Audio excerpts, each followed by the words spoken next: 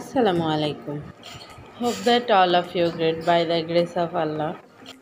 This is Mohima Akhtar, your study friends. Start today, success tomorrow. We will learn together. Inshallah, we will enjoy. প্রতিদিন নতুন কিছু structure শিখব। 2টা করে 3টা করে স্ট্রাকচার শিখব। অল্প অল্প শিখব কিন্তু বলবো বেশি। সেন্টেন্স দিয়ে সেন্টেন্স তৈরি করব এবং প্র্যাকটিস করব। আমরা অনেককে ইংরেজিতে কথা বলতে ভয় পাই। ভয়টাকে দূর করতে হবে এবং মাইন্ডকে বলতে হবে যে না, আমিও পারবো। I will be able to English. তাহলে শুরু করা যাক। চলো কোনো কিছু করতে যাই অর্থে let's plus go to plus ভার্বের প্রেজেন্ট ফর্ম। যেমন লেটস গো টু স্কুল, চলো স্কুলে যাই। Let's go to sing a song, চলো গান গাইতে যাই।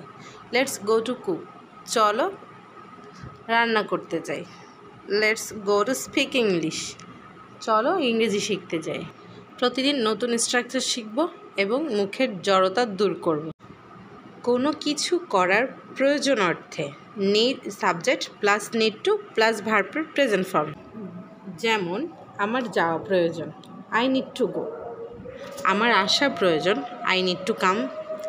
আমার খেলা প্রয়োজন, I need to play.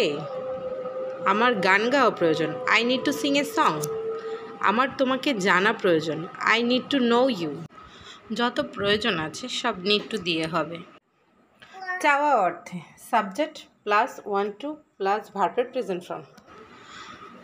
I want to go, আমি যেতে চাই। আই ওয়ান্ট টু প্লে, আমি খেলতে চাই। আই ওয়ান্ট টু রাইট, আমি লিখতে চাই। I want to meet you, আমি তোমার সাথে দেখা করতে চাই।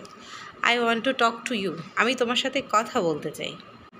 I want to sing a song, আমি গান গাইতে চাই। I want to speak English, আমি ইংরেজিতে কথা বলতে চাই।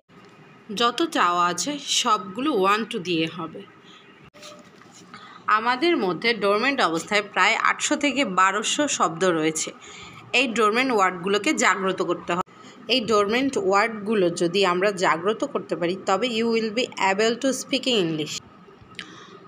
কোনো কিছু করতে হবে অর্থে subject plus have to plus ভার্বের প্রেজেন্ট। আমার যেতে হবে, আই হ্যাভ টু গো। আমার লিখতে হবে, আই হ্যাভ টু রাইট। আমার ইংরেজিতে কথা বলতে হবে, I have to speak English. আমার খেলা করতে হবে, আই হ্যাভ টু প্লে। আমার আসতে হবে, আই হ্যাভ টু কাম। অতীত, বর্তমান, ভবিষ্যৎ এই 3 কাল বুঝতে পারলে ইজি হয়ে যাবে ইংরেজি শেখা। শিখে ইমপ্রুভ করতে হবে। আমরা অবশ্যই প্র্যাকটিস করব। আজকে শিখলাম go to, need to, want to, have to. এই স্ট্রাকচারগুলো দিয়ে সেন্টেন্স তৈরি করতে হবে এবং রেগুলার প্র্যাকটিস করতে হবে। অবশ্যই আমরা প্র্যাকটিস করব। স্ট্রাকচারগুলো শিখে ইমপ্রুভ করব।